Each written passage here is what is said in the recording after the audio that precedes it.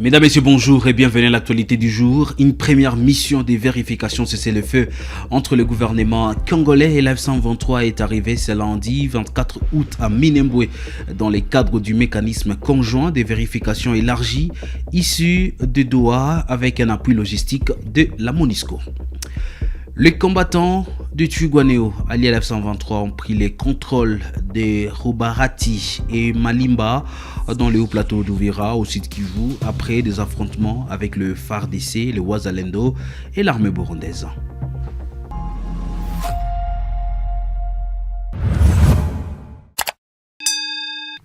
Mesdames, Messieurs, bonjour et bienvenue sur Kivu Morning Post. Une première mission de vérification cessez-le-feu entre le gouvernement congolais et la F-123 organisée dans les cadres du mécanisme conjoint de vérification élargi plus issu du processus de Doha est arrivée ce lundi 24 août 2026 à Minembwe, une zone sous contrôle du groupe Twirwaneho allié à la F-123.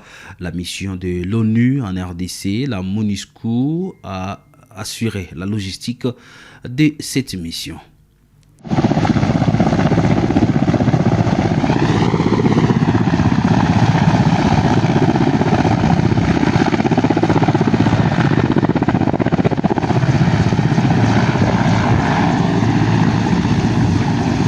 Nous restons toujours dans la province du sud Kivu. Je l'ai annoncé au sommaire, les combattants du Twirwaneho alliés à l'F-123 ont pris le contrôle de Rubarati et Malimba dans le haut plateau d'Uvira après des affrontements avec le FARDC, le Wazalendo et l'armée burundaise. La société civile locale confirme cette avancée tout en démettant la prise des Masango Centre. Ketiarugameka. Les combattants des Twirwaneho, alliés à l'FC-M23, ont pris le contrôle des agglomérations de Rubarati et Malimba dans les territoires d'Uvira en province du Sud Kivu. Cette information a été confirmée à Kivu Morning Post par des sources locales et la société civile. Malimba et Rubarati, dans les groupements des Mijombo, territoire d'Uvira et dans les hauts plateaux d'Uvira, sont passés sous contrôle de l'AFC M23 Twirwaneho dimanche 23 août 2026 après des affrontements contre le FARDC, le Wazalendo et les Burundais, a déclaré un membre de la société civile locale à Kivu Morning Post. Cependant, la même source réfute l'information faisant état de la prise de Masango Centre qui reste sous le contrôle de Wazalendo et de l'armée congolaise. Ces localités conquises sont situées à une vingtaine de kilomètres d'Uvira dans la chaîne des Mitumba. Depuis une semaine, les affrontements se sont intensifiés dans les territoires de Fizi et d'Uvira dans la province du Sud Kivu entre l'armée congolaise appuyée par le milice Wazalendo et l'armée burundaise et les combattants Twirwaneho alliés à l'AFC M23. Les combats se poursuivent malgré les négociations en Suisse sous l'égide du Qatar et des États-Unis. L'ancien vice-président Azarias Robérois juge le procès de Joseph Kabila, condamné à mort par coutumance irrégulier sur la forme et sur les fonds. Dans un entretien avec le journaliste congolais Stanis Boudiakera, il déplore l'absence de preuves présentées publiquement et n'exclut pas un règlement des comptes, tout en reconnaissant la dimension politique de ces procès. Ce débat. Maintenant, s'il est condamné, plutôt s'il est sanctionné du fait d'être proche, selon le gouvernement américain, qu'il est proche de Jean de Goma, mais aussi qu'il a été condamné à mort, c'est ça votre question. Moi, je pense que je n'étais pas dans ce procès, mais je connais la procédure pénale.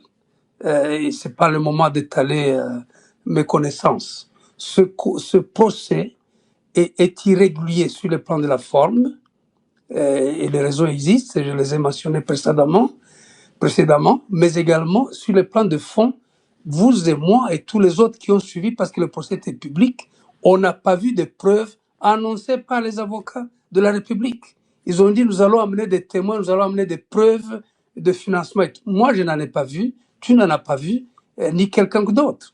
Donc, ça a été, comment dirais-je, effectivement un règlement des comptes. N'oubliez pas que la naissance du pouvoir en 2018 était basée sur un accord. Et cet accord a été rompu pour la volonté du peuple, suivi d'un accord, bien sûr. Alors, vous avez par la suite la situation qui a prévalu, qui a conduit à la rupture. Et après la rupture, évidemment, la situation s'est empirée, empoisonnée même. Donc, moi, je pense que ce n'est pas faux de dire qu'il y a eu règlement des comptes. Ce n'est pas faux de le dire. Sinon, le procès aurait manifesté la vérité. C'est ça le sens d'un procès, en fait. C'est la manifestation de la vérité. Et je pense que malgré tout cela, et je l'ai dit précédemment, ce procès politique, par essence, on a connu des procès politiques. Vous étiez jeune, vous n'étiez pas encore né, mais il y a eu des gens qui ont été condamnés pour n'avoir rien fait, qui ont été exécutés sous le régime de Mobutu. Vous connaissez l'histoire. Donc un procès politique peut toujours exister. On peut me faire un procès politique sur base de cette interview. Les gens qui ne sont pas contents peuvent s'imaginer que j'aurais dû ne pas dire ceci ou cela. Bon, mais la grandeur d'une nation, je reviens sur la RDC comme une grande nation qui doit, si vous voulez, illuminer l'Afrique. Nous avons assez exceptionnellement la présence dans SADC, dans EAC, dans CEAC. Donc, on a la conférence de pays des Grands Lacs, au moins 5-6 organisations régionales. Qu'est-ce que ça signifie? Ça signifie que la RDC, par ses leaders, mais aussi par son peuple, doit qui est la locomotive du reste de l'Afrique. Et par bonheur, Dieu a déposé dans toutes ces richesses extraordinaires et un peuple extraordinaire, plus de 110 millions de personnes. Donc le leadership ici compte énormément. La démocratie compte. C'est pas l'occasion de changer la constitution, d'en appeler au troisième mandat. Moi, j'étais dans l'opposition en 2015-2016, du reste depuis 2006. J'ai vu des délégations des envoyés spéciaux américains, je pense qu'ils vont suivre cette interview, qui ont fait pression, à tort ou à raison, sur le président Kabila et son régime pour dire pas de troisième mandat, pas question de changer la constitution. L'UDPS et nous tous ensemble, on était dans la même logique d'obtenir que le régime en place ne puisse pas changer la constitution ni avoir le troisième mandat. C'est de l'histoire récente, il y a 10 ans. Aujourd'hui, je me dis, mais où sont passés ces envoyés spéciaux? L'Union européenne a fait combien de communiqués pour empêcher Kabila à avoir le troisième mandat? Et donc, quand nous parlons de la nation, Stanislas, on ne parle pas des individus, des personnes. Nous sommes peu, nous passerons. Prince Epenge, président de l'AD Congo et porte-parole de la Mouka, a réaffirmé dimanche 23 août son opposition à un troisième mandat de Félix Tshisekedi lors de l'installation du comité de l'AD Congo et à Mongafula. Il a déclaré que la marche populaire du 15 septembre sera décisive pour défendre le respect de la Constitution.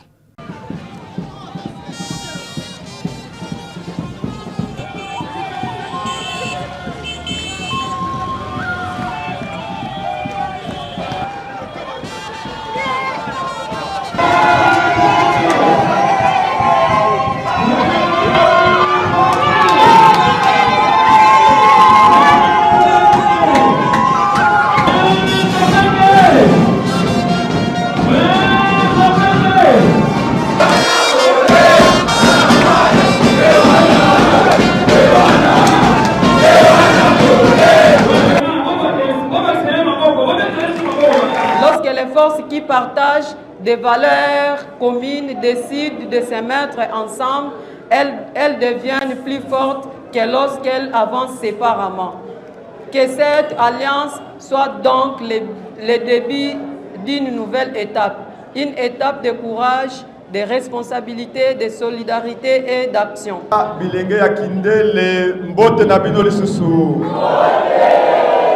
Est-ce que vous avez une sengo ya kuyamba adede kongo na kindele? Vous allez na sengo ya kuyamba coalition la muka na kindele? Soki kwa ile sengo bote le mabo pe pa loboko 4. 4. Les gens pour la bino mai alite na kindele. Bozo kama mai wapi?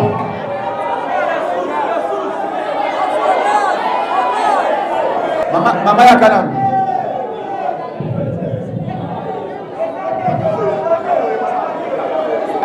Yaka ate mama. Mbote mama. Kana bana kindele. Ozali mo Kristo no baba soro. Est-ce que na kindele boyali na courant et au permettre bino bote kama koka na bino bote kama mai na bino bote kama Thompson pour voler ça bana est-ce que courant est réalité? Biso na kindele awa courant ça passe. Dino que son pola na ba congélateur. Donc on a passe dans la na ba pot. Donc mais la paix mai ya na paix. Donc il y a wa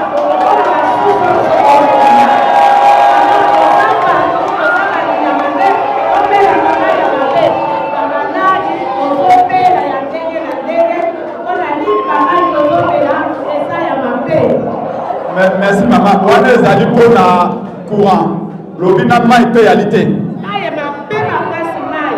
Courant ma paix, mai domé la papa ça tout opération pour la paix.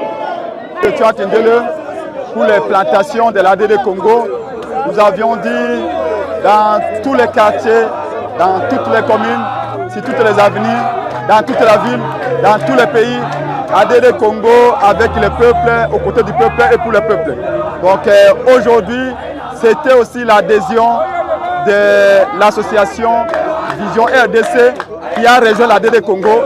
Et donc nous sommes à Kindele ici pour l'implantation, l'installation de ces comités-là. Mais je voudrais profiter de l'occasion. J'ai profité de l'occasion pour lancer un appel vivant aux enfants de Kindele, aux mamans, aux papas, aux jeunes et aux vieux, que le 15 ici, le 15 septembre, nous serons tous au Parlement pour regarder les députés face à face, leur dire que vous n'avez pas le droit de trahir le peuple. Cette loi poison qu'Ngondako a présentée ne passera pas. Et nous serons à 9h le 15 septembre. Les enfants de Kindele seront là massivement. C'est l'une des raisons qui justifie ma présence ce dimanche à Kindele. Nous disons à Ngondankoy qu'il soit au Parlement.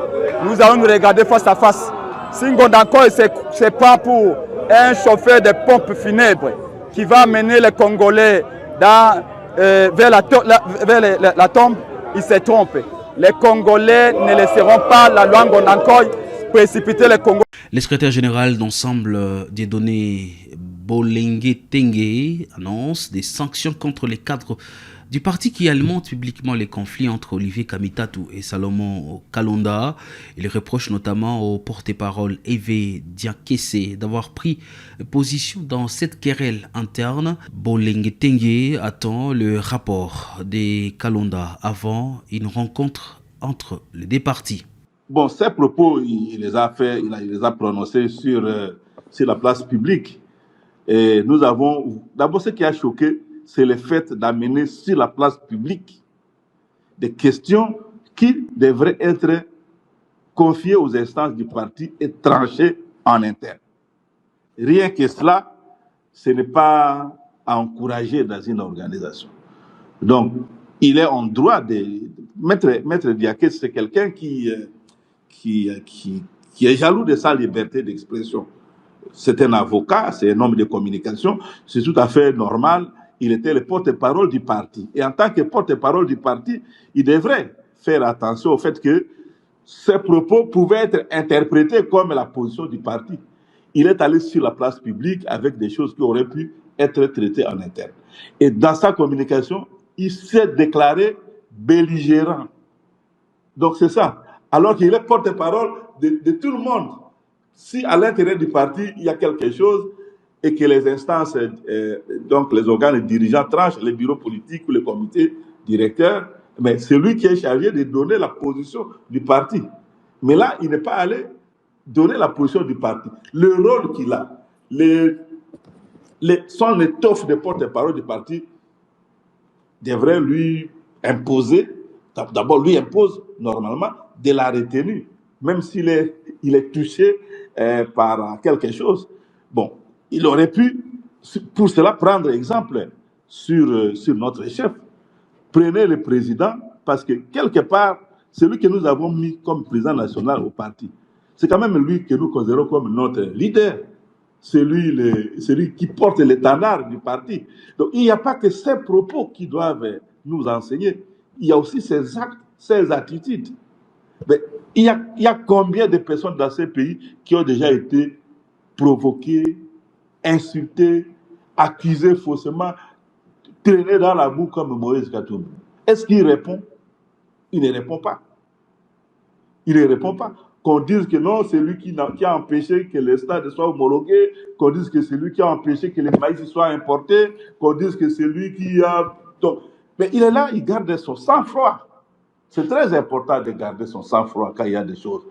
Moi, j'ai vécu il n'y a pas très longtemps quelque chose qui n'était peut-être pas aussi exagéré, mais j'ai vu mon nom traîner dans la boue par des cadres du parti qui ont craché sur moi, qui m'ont traité de nul, de je ne sais pas moi quoi. Est-ce que vous m'avez vu répondre? Je n'ai pas répondu, sinon par les silences. Attendant que les instances, et pour mon cas, le comité directeur chargé par... Non, le comité des sages chargé par le président a pris le dossier en main jusqu'à sa conclusion. Je n'ai publié aucune communication à ce sujet, ni écrite, ni verbale. Selon ce n'est pas une sanction, c'est une mesure conservatoire. Voilà. Et puis, il ne peut pas être à la fois quelqu'un qui est mis en cause et quelqu'un qui continue à porter la parole du parti. Ce ne serait pas intéressant. Ça va faire confusion. Il soit entendu parce que ces propos, il peut avoir eu raison. Mais la controverse soulevée par ces propos méritait qu'on prenne les choses en main et qu'on dise non, pour le moment, vous ne pouvez plus porter la parole du parti. Allez d'abord vous expliquer devant les comités des sages. Et quand la procédure devant le comité des sages s'achève, bon, les choses peuvent redevenir normales. Je vous l'ai dit, ce n'est pas une sanction à proprement parler, c'est une mesure conservatoire. Il a droit à la parole devant les comités des sages. Vous pouvez me poser la question sur les cas de grâce exclus. Mais la gravité des faits, les niveaux d'insultes qu'il a adressés à des hauts cadres du parti, comme Olivier Kamitad, comme Hervé, ne permettaient pas qu'on s'attarde là-dessus. Je ne voyais pas pourquoi on pouvait, on pouvait attendre une longue procédure par rapport à cela. Les faits sont là, ils sont assumés. Lui-même les assume. Parce que même après la mesure, il ne s'est pas exprimé dans le sens de dire qu'on a exagéré par rapport à lui. Il a reconnu que bon, il est sanctionné, il va continuer sa lutte politique autrement. Lui, il est sanctionné. Et donc, les directeurs ont estimé qu'un cas comme ça, et il y en a d'autres, hein, il y en a d'autres. Donc, celui-là était tellement flagrant qu'il fallait aussi prendre, je dirais, une mesure, je dirais, urgente. Le gouvernement provincial d'Issankoro a signé un contrat avec Safrimex pour moderniser et asphalter 50 km de voirie à Lusambo, chef-lieu de la province. Le projet marque une première pour les Sankourou qui s'apprêtent à accueillir ces premiers kilomètres de route asphaltée. La province de Sankourou s'apprête enfin à tourner une page sombre de son histoire, celle liée au manque criant d'infrastructures routières. Sous le leadership de son excellence maître Gilodi Mongo, gouverneur des provinces, le gouvernement provincial a signé un contrat avec l'entreprise Safrimex pour la modernisation de 50 km de voies urbaines à Lusambo, chef-lieu de la province. Cet accord est le fruit des réformes engagées par l'autorité provinciale de sa prise de fonction, notamment l'assainissement et la transparence de la passation des marchés publics d'intérêt provincial et local. La cérémonie des signature s'est déroulée en présence de plusieurs témoins, députés nationaux et sénateurs, députés et ministres provinciaux et d'autres personnalités. Inspiré par les dictons, l'humanité ne retient que le nom des bâtisseurs. Le chef de l'exécutif provincial a réaffirmé sa détermination à construire les Sankourou. Il a souligné que d'autres régions ne sont pas oubliées. Et la deuxième phase va concerner le territoire de Befou, à travers la cité de Tchoumbé, Katakokombe, l'Odja pour 30 km. Mais également, ça va concerner dans les jours à venir Lomela et Colin qui doivent connaître la modernisation de 2 routes. La route de 150 km de Benadibélé et 215 pour Lomela. De son côté, Safrimex, ce géant bâtisseur de la RDC, a promis de fournir les meilleurs de son expertise pour livrer une infrastructure de qualité. Je vais vous assurer que ce que nous avons fait dans les autres provinces, on va faire encore le meilleur au Saint-Kourou. Présent à la cérémonie, le député national Emmanuel Ompeta, président du chorus député national et sénateur de Sankoro, a salué ce leadership visionnaire et a promis de s'investir pleinement pour que tout ce qui revient des droits à la province lui soit effectivement restitué. 6 détenus se sont évadés le week-end de la prison de Mweneditu. La fragilité des infrastructures pénitentiaires serait à l'origine de cette évasion. La prison compte 102 détenus, dont plusieurs attendent leur jugement. Au total, 6 prisonniers se sont évadés. 5 ont opéré en pleine nuit de ce jeudi à vendredi et le 6e aux premières heures de vendredi. Les autorités locales de Mweneditu et sources proches de la prison urbaine confirment ces informations. À cette occasion, des crépitements de balles ont été entendus, affirment les habitants riverains de la prison. D'après le maire de Mweneditu, l'état de la prison devient aujourd'hui une urgence sécuritaire. Là-dessus, Gérard Chibandakabwe dit avoir fait le rapport à sa hiérarchie. Hormis l'aspect sécuritaire, la question sanitaire et celle judiciaire se posent aussi à la prison de Mweneditu. Le centre de santé local ne permet plus une prise en charge de qualité. Ensuite du manque de nourriture et de médicaments, la toiture et les murs du centre de santé ne tiennent plus. À côté de cette réalité, ça fait plus de 3 ans que les prisonniers justiciables du TGI n'ont pas vu leur juge naturel.